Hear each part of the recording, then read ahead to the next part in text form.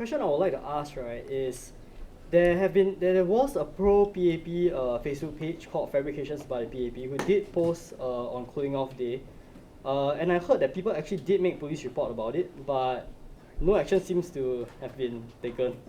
So I mean, what do you guys think about that? If there has been a police report made about what the complainer, the person making the report, has alleged, it's the duty of the police to investigate if they find some evidence supporting his complaint, you see, and they have to come to a decision. So what the person who lodged a report must do is to follow up, ask the police, what have you done, you see? And they can't have two laws, one for one group of people who appear to be pro-PAP, and another for another group of people who appear on the face of it to be anti-PAP. The law must be applied uniformly to everybody. Yeah, I think the police should investigate fabrications of the PAP. Sure, they are a big block and they're always sliming me, you know. Anyway, during the press release that the election department released, they said that So Long and I are we are regular commenters of political issues, etc. So if the fabrications about the PAP is obviously also a huge commenter, then it should be treated the same way. But if nothing is done, then it just reinforces the idea that not only against the fabrications about the PAP, if nothing is done also to Tim Pei Ling and Vivian Balakrishnan about to non-PAP supporters, then it reinforces the idea that there is political underlining to this. And one more thing, the police and the election department have issued a joint statement. I mean, it's quite absurd that they can't even see that they have already married to each other and then investigating the two of us. Can I just add one more thing? The thing is that you guys are being charged as individuals who are voicing out your own opinions. Whereas, not being charged, sorry, you guys are being accused of. Whereas fabrications about the PAP is not an individual, it's an actual page, it's an actual group of people. So, I mean, what do you guys think about that? What about the TSIG? They also were investigated. Same as, they are in the same position as fabrications, I think. Actually, I would like to know who is behind fabrications other than Jason Chua. Who's the whole team behind? How much? Who's paying them? Whether there is any political involvement? Whether there's any foreign intervention and funding? And I suppose the police does not want to go. I'm not sure. I'm supposed anybody does not want to go further than this because they will expose too many things inside. Thank you. Sometimes I don't know how to react when you confront a situation like this, when they come after you and take away your things. I remember, I think about 1 year before my arrest, actually in 1987, I went for a major conference overseas.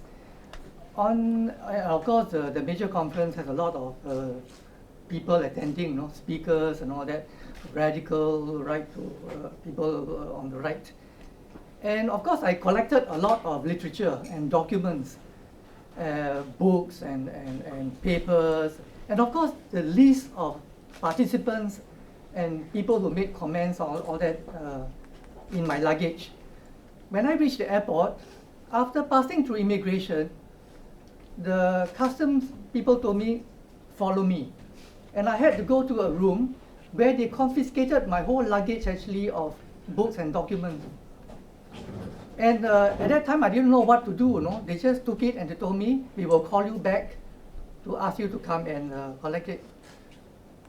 So 1 week later, they called me back to go and take it back. I was afraid that I would be going for a long interrogation. So I called a priest along with his long robes and all that. And we went and they gave me back my whole luggage.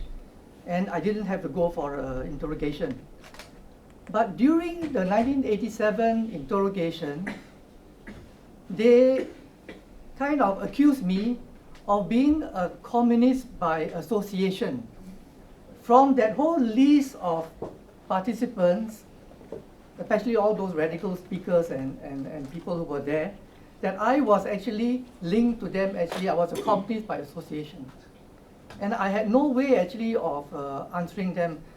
Because I even told Siddharthure, at my first legal representation, I said that if you accuse me actually of being a communist by association, then I think that Dr. Goh Keng Swee is a bigger communist, because at that time he was a consultant actually to China, and he was working actually I think for China economy. So using the same logic against them, I mean, I thought I would score a point, but he just dismissed me. So sometimes I feel very helpless actually in this kind of situation where you are being caught. Now, can I say that, stop, you have no right actually to take my documents? Do you have a question to ask? Yeah, so what am I going to react when they come and after all your private property? The first point I'll respond to you is where you were asked to hand over the documents you have brought along when you return to Singapore after the conference. The customs can only pull you in for not paying customs duty. If you brought in taxable items, like you brought in more than one bottle of whiskey, you're only allowed one bottle. So you brought in 10 bottles of whiskey, of course they can confiscate the bottles and ask you, you violated the law, the duty payable is X dollars. And they normally multiply it by 3 or 4 times, pay the duty. I mean, that is a light-hearted response to your question. They have no right to impound any document unless that document is forbidden or prohibited under our Undesirable Publications Act. And that has to be gazetted, So it should be made public knowledge. If they haven't done that, they got no right to seize those documents. You should have given them 24 hours to return, otherwise you take them to court. There's an application called, the old name is mandamus. Forcing a government authority to carry out certain acts is called mandamus. You force the customs to return the documents to you. As for you being labeled as a communist, just because some radicals happen to be participants at your conference, they may have left leanings, in short, communist leanings. Being a communist is not an offense in Singapore. Being a member of an unlawful organization, which may be communist, it may be fascist, whatever it is, if that kind of membership of such organizations is banned in Singapore, then you can be found guilty. But being a communist in Singapore is not an offense. Let me tell you that. So, if you're caught in such a situation in future, ask them to explain what they mean by you are a communist or you're a communist sympathizer. That is not an offense as far as I know. I've got friends in the legal world who have told me that. That's how I will respond, Vincent. I hope the next time never happens and you're safe and sound. Next time. Okay, Raman, I'm very heartened to hear what you say. Now I want to sue the government.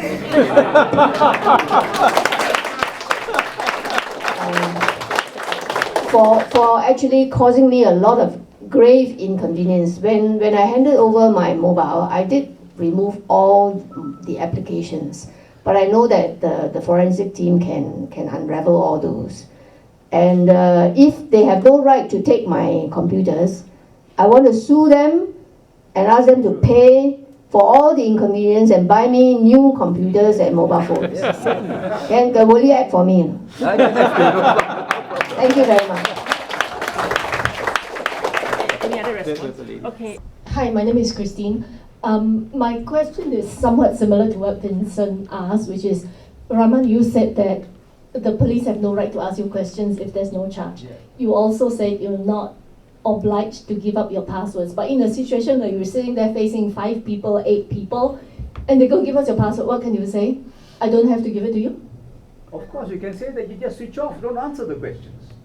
So, for example, if they start interrogating you and I can say, what is the charge? Yeah, and if they don't tell me what is the charge, then I just shut up. Yeah. If they keep asking me the question, I just shut up.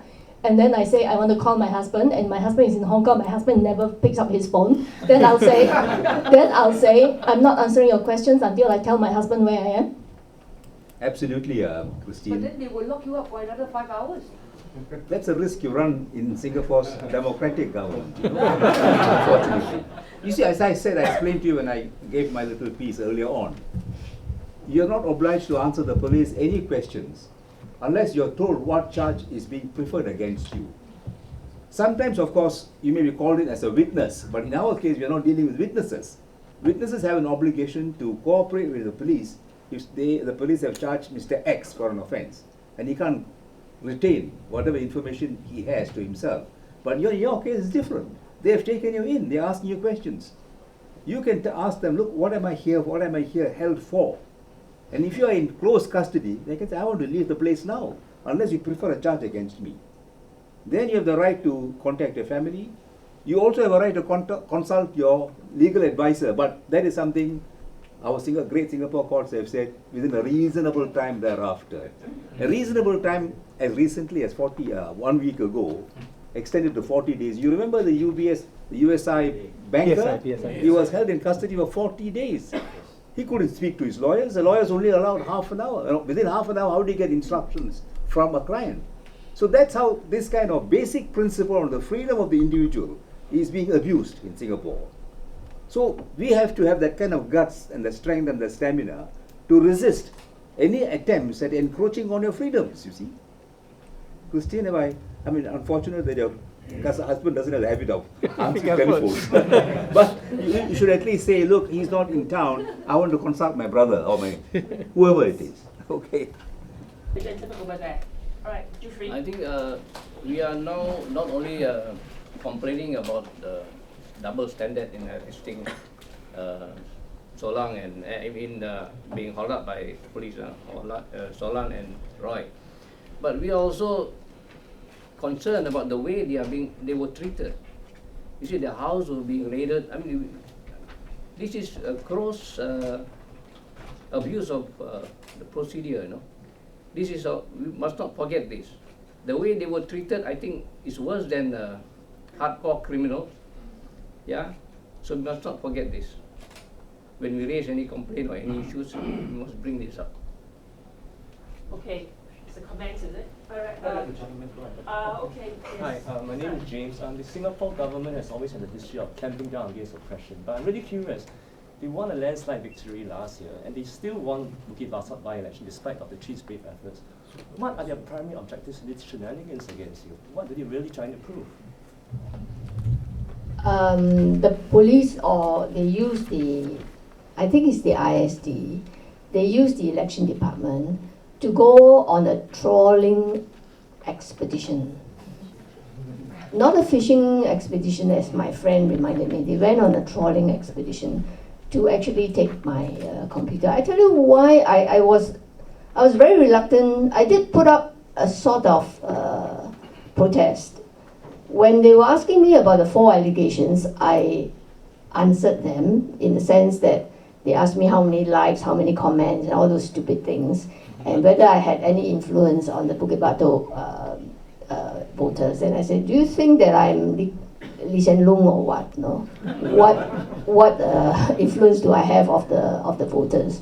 And of the 4 polls, you can see the likes. They don't even add up to 100. And of these 100, how many are from Bukit Batok? I think maybe only 1. So what are you after? Well, as far as the 4 polls are concerned, I answered more or less in this manner. And at the end of it, they said, don't you know that I've infringed the restrictions on advertising? I said, I have not. This is my constitutional right. Then they asked for the IP address, and I said, that's where I became alerted, like Roy, you know. I said the IP address is got nothing to do with all these 4 allegations.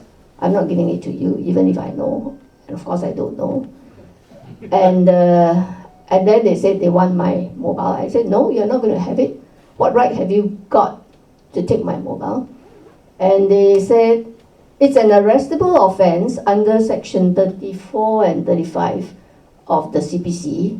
They can seize anything that is related to the offense. So I said, my mobile has got nothing to do with my 4 postings. I'm not giving it to you. That's how then 4 or 5 fellas came into the room, and a few more outside patrolling up and down through the glass door, basically threatening me that I'll be arrested. And they said, we arrest you if you don't want to cooperate, if you don't want to give us your mobile phone. I quickly kept my mobile phone in my bag, but they didn't touch it. Then they said they want my computer, and I said, no, these are not related. I've already admitted that I have managed this Facebook account What more do you want? No? I'm the only person managing this. It's not that I'm Vivian Balakrishnan saying that there is a computer glitch. Then you go and examine and raid his house. But they insisted, they said this is an arrestable offense, we have a right to seize. We have a right to seize, and they showed me the section, and the section is very, very wide. But I forgot that they haven't charged me, because I went down for an interview. I went down not for an interrogation, but an interview. An interview requires some cooperation. I understood that as as a witness you can or what, no. But I was very concerned that I don't answer anything out of the 4 allegations. But when they became rough and said that we'll arrest you, we'll handcuff you if you don't want to cooperate and give it to us, then what choice? They just brought me out, pushed me into the car. And of course, they had they investigated shortly. The complaint was made on Friday, and they already investigated on Tuesday, Friday, Saturday, Sunday, Monday, Tuesday, and they already go and raid the house. In Koh Jabing murder case, they took 6 days to go and arrest the person. I mean, from a murder case, you take 6 days, you take immediate action. As far as I'm concerned, what kind of police force do we have? So how do I react? They just force you to open your door. If not, they will break it down. But luckily, I have friends who video everything. What really puzzles me and a lot of my friends is that what is already the primary motivation for this? What's the key message they're trying to send to us? They wanted my computer to raid my computer.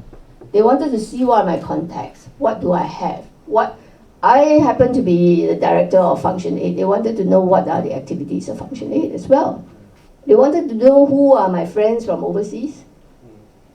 Yeah. Basically, they are going out of the range, We went on a trawling mission. Paul, you have some comments to make? Yeah, I think your question also is, if I may rephrase it, is if they're doing so well electorally, why do they need to go after a small fry like us? There must be some hidden agenda that we don't know. So my take on it is that there's a great deal of insecurity and fear. And this is what some of these political scientists like Professor Natina Tan and Andreas Schultz have pointed out, is that when you have an electoral authoritarian regime which doesn't have completely free and fair elections, when you win the election, you're not sure how much of that election is really won by you, or how much of it is won because you put so many obstacles in the way of your opponents that they just couldn't win, see. If you have a free and fair election, it's like in science. I always use this analogy. See, if I have a theory about how an experiment should work, I do the experiment, it works, then I publish it. And my fiercest rivals must be able to reproduce that experiment. If they reproduce the experiment and it succeeds, then I know I'm right. If they reproduce the experiment and it fails, then I know I'm wrong. So that's what happens in a free market of ideas. But here, these people who are in leadership in Singapore are very intelligent people. They're scholars. They've gone to Cambridge, Oxford, Harvard. And so in the back of their mind, they're thinking, 70% of the people voted for us. But how many of them voted out of fear? How many of them voted out of anxiety? How many of them voted because the RC guy was sitting opposite them, staring at them when their name was being read out? So there is a great deal of insecurity there, see? And whenever I talk to any of them, I tell them, look, you've got nothing to be insecure about. You should just let go. And if you're really good, people will like you, and you'll win, see? So I think that is that's my personal opinion, and like I said, it's backed up by some of the political scientists here. It is the insecurity that is there. It's unfortunately part of our so-called national trait of being kiasu. See, but if you let go, and then people, you may not get 70%, but if the economy is going well, you may get 55, you may get 60%, which is pretty good. So I think it's just that it's not part of their DNA to kind of let go and take a risk and let people say what normal citizens say about an election at any time. Even a by-election, as Song said, it's just one by-election. They've already got 80 over seats in Parliament. So what's the big deal? Thank you. Any other comments from the speakers? Yeah. I think I have a brief answer to the question you raised. What is the agenda behind all this oppressive conduct by the PAP? Simple. They want to destroy any form of dissent. You can trace it back to 1981, the Anson by-election result. You know where Lee Kuan Yew and Goh Keng Swee were that night? They were at Shangri-La having dinner with Henry Kissinger. And the result of the election was communicated to Lee Kuan Yew. He went red in the face. Goh Keng Swee just laughed. You know, I've told you before, you give one man one vote, you can expect this kind of outcome, you know. That's why it's determined to destroy JBJ at any cost. Can you imagine a man standing in parliament calling an honorable member of parliament a mangy dog? Telling him, threatening him, I'll skin you like I would skin a skunk. Is that parliamentary language? What kind of fury has this man got? So that kind of DNA or this kind of mentality has seeped down to his son and to the other PAP stooges. So they'll go on immobilizing you, isolating you if you stand up against them. That's one instance. How do they treat Devan Nair? They described him as a drunkard, right? Yeah. Not only he, his mother and his brother were also drunkards. What sin did the mother and the brother committed for them to be branded by Lee Kuan Yew as drunkards? They were not, by the way. And what happened? Devan Nair was sent to the US under Alcoholics Anonymous. They are a group of people who treat people who are addicted to alcohol. And do you want to know what is the result? The report from the Alcoholics Anonymous was that he was not an addict. Did the PAP government publish that report? You will find this information in the preface that Devan Nair wrote in Francis Chau's book, To Catch a Tartar. Let me give you a third example of how determined the PAP is in decimating any form of alternative expression of political views. You know this nominated MP called Viswa Sadasivan. Yes. This is a recent matter. Poor fellow stood up and said our national pledge expresses our, what's the term that he used? Aspirations. That's Lee Kuan Yew's expression. I think he said those are the ideals of the state. I'm not quoting him exactly 100%. I think he used the expression, these are ideals of our nation. We should ensure this is forged. Lee Kuan Yew went red in the face, he stood up, and he hasn't prepared any text. These are aspirations. He was very, very angry. We haven't realized this. Don't fool around yourself. And the man was shattered. And he told me when I met him subsequently, you know, Raman, the man believes totally in what he says. He's very convinced, he's very passionate about his views. So don't, poor Solang and the others who have been detained in the 1987 Marxist conspiracy will tell you what treatment they got. What did they do? These people were just doing social work, looking after abused women and maids who needed help, who needed a home. Amongst them were Catholic church workers. Vincent Cheng was one of them. Do you think they are Marxist conspirators? You just look at them. How does Solang appear to you? Conspirator? So that's the brand of PAP politics. Can I make a final question? Yeah, I'll just finish this. So don't anticipate ever they'll play by the rules of parliamentary democracy. They will neutralize you. They'll pass all sorts of laws to ensure that you don't have a clear, clean, and direct route to form an opposition and place the opposition in parliament. Sorry. James, can you hold your question? We'll first hear from... Okay, then Jason. I have a very quick question, just to quickly add on to what several questions were just now. So I've also heard when the police say that if you don't cooperate, we'll charge you. Yeah. So in that case, we should call their bluff? Of course you should. Ask them to charge you. Well, we have at least vestiges of rule of law in Singapore, you know. No, they didn't say charge, they said arrest. But actually, I was already under arrest because they were holding my hand and dragging me out of the room. So, except that they didn't put on the handcuff. They said, oh yeah, they said, I'll handcuff you and we'll arrest you and we'll handcuff you. I said, go ahead. But after some time, you find that actually it's quite futile because they are determined to go to my house and get my computer. How? Let them break down the door also is not a solution. But I'm determined I'll sue them for my computers. Good. Only thing is that how about cost? Because I may also lose the case to pay the cost. Lots of contact. All right, yeah, James. So very last one. Quick question. Very last. Yeah. So it sounds like this element of fear is being perpetuated to the new generation of leaders to continue it. Am I correct to say that? You asking me again? Well, I think so. As both Raman and I said, it's part of the DNA. And it's very, very hard to change. They need someone with a vision like Gorbachev, to actually, because Gorbachev came through the Soviet system. He was general secretary and things like that. But he saw the writing on the wall, see. And similarly, in many other settings, we've had people who realized that, the system cannot go on like that. And that's what it's going to take. Thank you.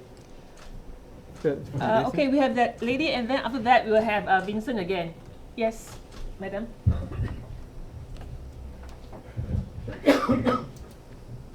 Okay, first, I felt very sorry what Solan has to go through. Personally, I do not know her. But I felt very sorry because for a lady that's 67 years old, and then I think it's quite traumatic for her and her family. Number one. Number two is I was just wondering, for a layman like most of us, when the police come to your house, it is quite scary. And you can lose your mind, So, not everybody has a lawyer friend, and not many friends will come to your house and support you. And the other thing is, if you bring this issue to the police are the one that is going to catch you. So who police the police? My first question. My second question is, everyone is on their side. The judiciary, the media. You can talk until the sky drop. What can you do? My second question. Unless the media and the judiciary is neutral, then there is fairness and justice. Thank you very much.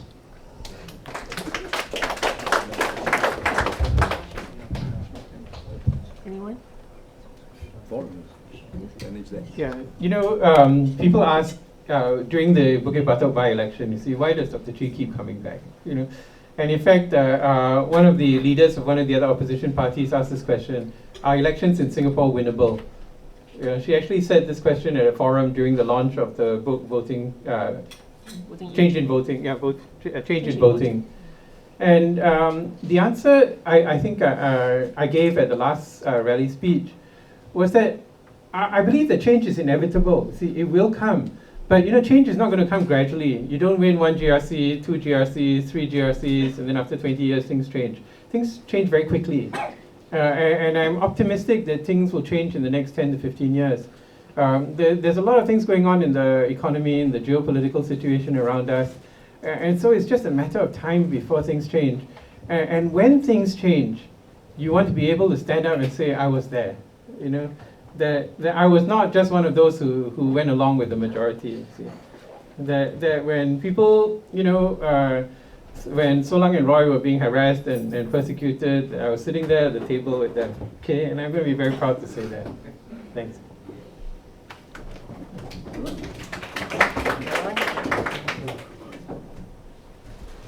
No? Okay, so can we hear from Vincent again? I just feel a bit depressed when you hear a lot of this theoretical talk. But what are you going to do? Short of the individual trying to have a strong will and go forth, I think we should try to look for some tactics actually where we can help people to be more reassuring. I think one is that never act alone. I think when you are being harassed actually by the police, don't forget to inform other people and try to get someone or even a group of people to follow you actually to where they are taking you. And I think that was being done by the case actually of especially Solang and maybe also Roy. I think this should be done because the person who is being harassed will feel a bit reassured when you don't feel that you are alone, when you know that there are people actually around. The greatest fear is actually when you enter into that situation feeling so alone and not knowing actually what can happen. But if you know that there are people outside the police station or there are people outside your home, then you are not so frightened, You are more willing actually to stand up. And I think if you take the case of Lin Lee, when she was being interrogated, I think, in Phoenix Park. They started all the way from the morning to the afternoon without releasing her. And what did the activists do? I think So Lang went to Phoenix Park, was it you or Vincent Vijaysekhar? And then from there, they made phone calls to others actually to come along. So when the group went there, finally it actually made some impact actually to get Lin to be released. I think we should think of things like that, rather than for somebody to go like a hero, into the situation. Thank you, Vincent. Yes, I fully agree with Vincent. Luckily for me, I have many friends, including Kirsten here, who who are journalists and filmmakers, and they had followed me out of curiosity sometimes, but actually for moral support. And I'm very glad that at least I think about, including my sister was very anxious. I didn't want her to come, but she came. The other day when I went down to collect my things, actually there were about 8 people, but when they were fumbling over whether I can be let off, take my ID in exchange for my pass, I heard somebody ask, how many people are there? I said 10. Actually there were less than 10 lah. It is definitely very, very good to have people around, and that's why when I went in and they said cannot bring in the mobile phone, I quickly jabot lah, went out the other way. You're right, Vincent, and we must never go alone. For Lin Lee, it was very unfortunate. I think it was that time they didn't do this very often. I think maybe that was the first case. Lin, I'm not very familiar, but I will just tell you when I came in. Actually, I saw it was near Chinese New Year time, and I was actually driving around doing some errands, and then I went to a friend's house, and then my friend said, "Hey, Lin Lee is still in the police station," and that was about 7 o'clock, and I said, "Huh? How come in police station?" He said, "Yeah, since after lunch she was in the police station." So I went home and I called Lin Lee on my phone, knowing that if she picked up, it so happened that I have her phone because she was helping us with the Freedom Film Festival. And she said she was in the police station still. I said, "Where are you?" "In Phoenix Park." I really had a shock of my life when I heard Phoenix Park, because Phoenix Park is the headquarters of the police, and the ISD is located there. This is in opposite Tan Tock Seng. And I immediately said, "Look, I'm coming down to fetch you home. You have to go and eat your dinner." And luckily I had a car and I drove down. And then she was held up till about 10 something in the night. When she finally told me that they were not letting her go, I said, "Okay, my battery was running low already. All the friends of Lin Lee, please come down." And then one by one they came down. And then I think the windows, they could see that there was a group of people gathering, and then she came out. So it is very important that we have always friends to go around for an interview, or I would say interrogation. Roy, you want to say something? Some of the things that I did after this was I also downloaded a red panic button thing. So in future, if the police calls you, then or anything happens to you, you can at least press the button and then SMSs will be sent out.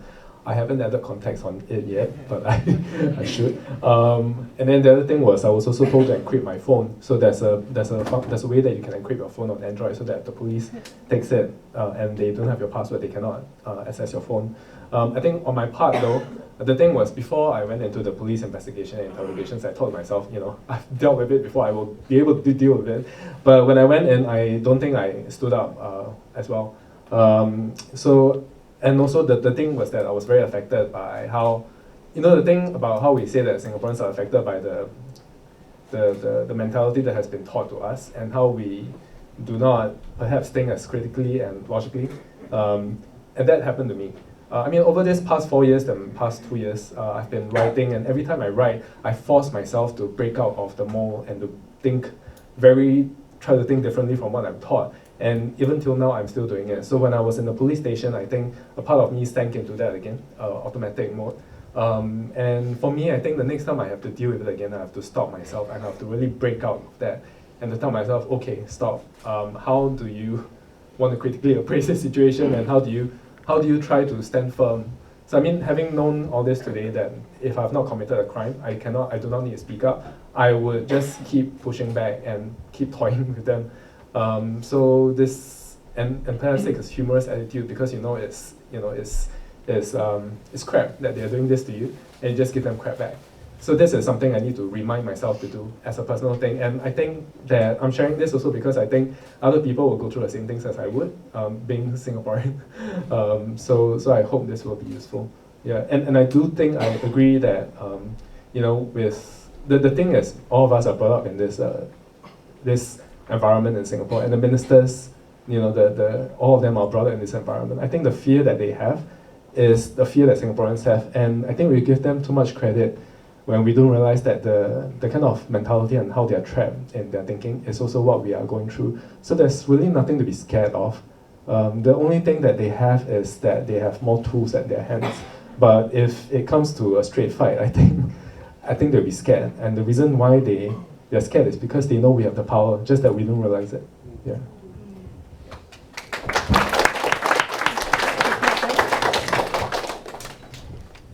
I just wanted to share some of the experience I had being a kepo during the week.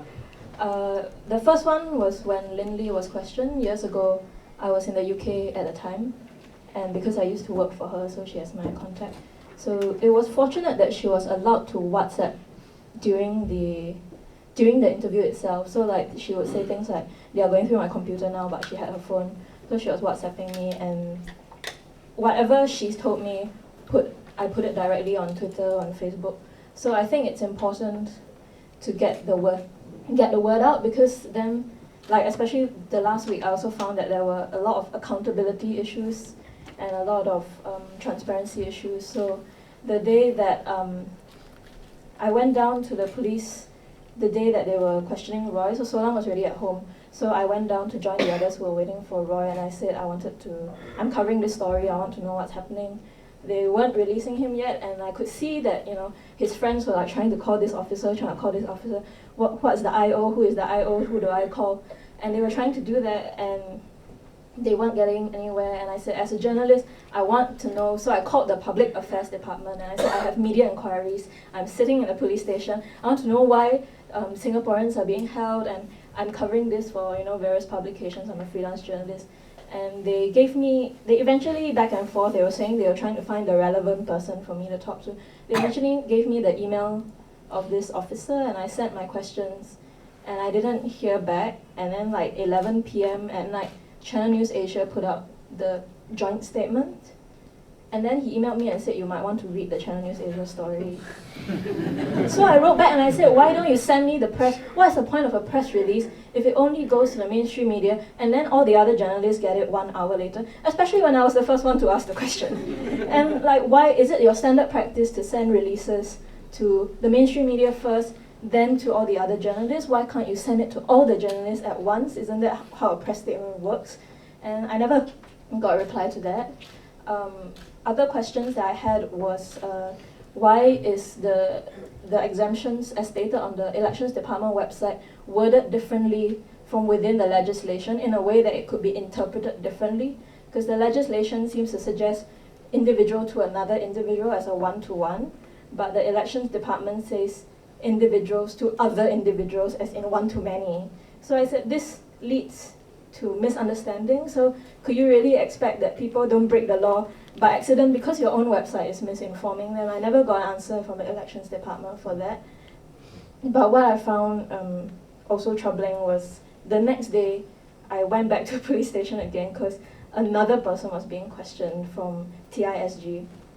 And I was alone at first, but then other people came to join me. And I said, well, can I go and find out where this person is? And the security counter said, yes, you can go to level 3 and sit outside the interview room. And I said, yeah, okay, I'll do that. And I went with a lawyer. So we identified ourselves as the lawyer and a freelance journalist following the story. We told the security counter that.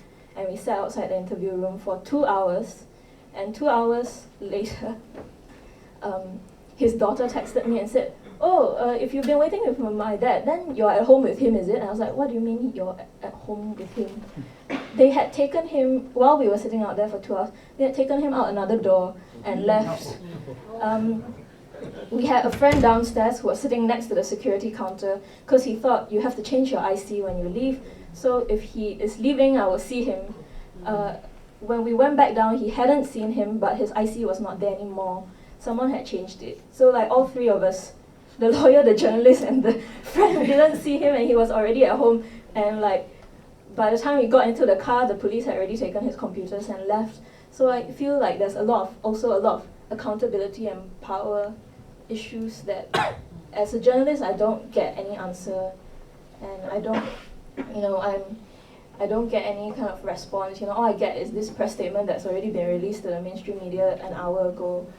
And so I found, kind of, as an observer, that there's a lot of very troubling things. Like, also, who can explain what is and isn't an arrestable offence, and what is the rationale behind making some offences arrestable and some offences not arrestable, and how do we have a check on that? Like, what if one day you just decide to make everything arrestable, then no need for warrants at all, then where is the accountability in that? And I've never been able to get answer.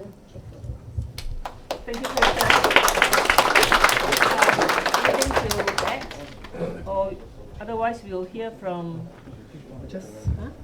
I'll quickly add to that because I was pulled down from the police station. So when at the police station, the waiting area is behind a wall. So you are not, if you are waiting for your friends who are being interrogated, you cannot see them unless you stand at a window. So when I was taken down from the 3rd floor to the 1st floor, they did not want me to change my IC. They got another policeman to change my IC and they held me back. So if I did not go to the glass window, the activists wouldn't be able to see me and they wouldn't know that I'm gone. So the other thing is they would then drag you out into a back lift and a back door to where the police station is. So that's why you can't see. So when I was thinking to myself at that point, I thought that if I'm in future I have to wait for someone will have to be planted at the window to keep looking out to see if they drag someone out. Of course it's very mafan, but that's the best way, unless they decide to build another lift so that they can have a true back door out. Yeah. All right, it's about 4 o'clock soon, and if there are no other questions, we'll have the last comment and questions from. There's one there. Okay, we'll hear from you and then Chi, right? Okay, so since accountability is a problem that we have, right? What's our right to take video of police in action? Yeah, I mean, is it within our right to take video of the police when try to request to make arrest and all that stuff, like what Suvan had taken the video? Is it within our rights to take video of police? I don't think you have such a right when you are the suspect and you're being questioned. Because you can't video yourself. Or somebody All right? video. Somebody won't be allowed into the interrogation room. No, You're talking about the outside, when they search your house, of course you are. Yeah, of course, if it is in your home and they are arresting you there, asking you to accompany them, you can. That person can accompany you all the way to the police station as well and video what was happening. Will that be helpful? Will that be helpful to Definitely. the accountability of the police? Yes. It will be if they had mistreated you, they had handcuffed you, and in the end they did not prefer any charge against you. That is called wrongful arrest, you see. You can sue them for damages. Okay. You can do that, yeah. I have one question, because when the police was ransacking my house, 2 activists came to my door and then they knocked on the door. Yeah. So the police wouldn't let me open the door, but I knocked on the door 3 times to let them know I'm inside. So am I, I'm not charged, so can I open the door to let them in?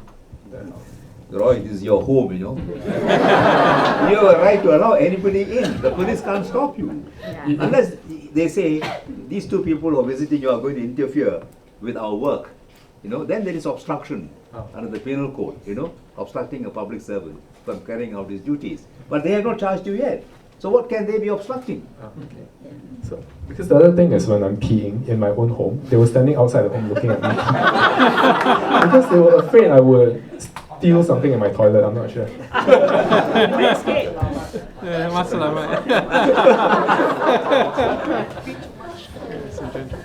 I also want to add that when the 7 or 8 policemen came into my little flat, they also tried to prevent my friends from coming in, but they just barged in, and that should be the way to behave. In fact, I told them, open the door, let my neighbors see what you are doing here. It's no big deal for them. And my security chief also was around. He was very nice. He came up, and then my neighbors who saw so many people on my level. I live in a private estate. They also called the condo manager to come down, and he was also there throughout the. When they were seizing my things. I think the fact that they sent 7 or 8 people to my flat is to tell everybody that, look, here is a terrorist of sorts. And I don't want, I'm not a terrorist, and I don't mind going back home in handcuffs. That's my thinking, and it doesn't matter to me if my neighbors see that I am being arrested or being harassed. And indeed, my neighbors are very good. They invited me. They came up the next day, the same day. They telephoned me, but of course all the phones have been intercepted because my phone was no longer with me. We have to overcome this. Very often we think that, wow, very embarrassing getting arrested. But we have done nothing wrong. Why be embarrassed? Let everybody see that you are being arrested. It's okay. It's fine. That's my So that's how my friends came into the flat. They simply ignored instructions, and if they had locked the door, I would have opened it myself because it's my house. Yeah. Okay, we'll have the second last question from Casey, and then the last question from yes. Yeah, I just wanted to comment on that question that was asked before about what are your rights when the police is in the middle of investigation. I think that's very important to know because let's say that, in fact, I was quite amazed that Jeanette had managed to, or whoever it was, sort of tape the video, the Solan in a house, and the police searching. I would have thought, being a very obedient Singaporean, that the police would have said, no, you can't do that, and then we will automatically say, oh, okay, so then put it away, not wanting to get into trouble, so to speak. But, so it's important to know that when you are in someone's house, and the person has not been arrested, that it is within your rights to insist that, no, whatever you say, I'm still going to do it, So it's a good point that Ravan raised that, well, hey, look, it's your house, right? And you have not been charged, and the police did not, state something, cite some law that says you cannot do this. So thank you for that clarification. I also have a question. When they came in, they took a photographs of my hall. Yeah. It's a long shot of my flat. Right. Have they the right to do that? You see, unfortunately in Singapore, we don't have any invasion of privacy law. So their excuse will be, we are carrying out investigations. We want to find out what Solang has sequestered a document secretly, and we would like to see that, or actually display some posters which would be subversive in nature. They have all sorts of excuses, but you can't stop them. That's, as I said, there's no invasion of privacy law. So they can take snaps. Their excuse will be, we are carrying out investigations. So we need this kind of evidence. But if they have not charged us yet? That's the good answer you can give. You have not been charged. You can ask them to get out of your house. You can tell them that they are trespassing. If they are carrying out investigations where they have already charged you, and they need to inspect your house, search your house, then they are justified. Not without charging you. Actually, there's nothing in the hall except my furniture. And I don't see why they should take a long view of my flat. It serves no purpose. I didn't commit a murder on my table, I'm really very angry that they took a picture of my flat, and I will take action on that. Mr. Raman, what if they say that if you don't allow us to stay, we'll charge you with obstruction of justice? How are you obstructing them when they have not even told you what charge you are facing? They can't be carrying out any sort of investigations unless they charge you, you see. They can tell you, we are suspecting you of having committed XYZ. Okay, there is some sort of holding charge, we call it. But they should spell it out. So as long as they haven't charged you, they can't force you to do anything? As long as they haven't charged you, you are not in any way restrained from refusing to answer their questions. You can say, no, or to whatever. ask them to get out of the house. Ask them to get out of the house, otherwise they're trespassing. If any stranger wants to enter your house, it has to be with your consent. Whether he's the police officer or whether he's the President of the Republic of Singapore. He has to get your consent. It's your home, you know.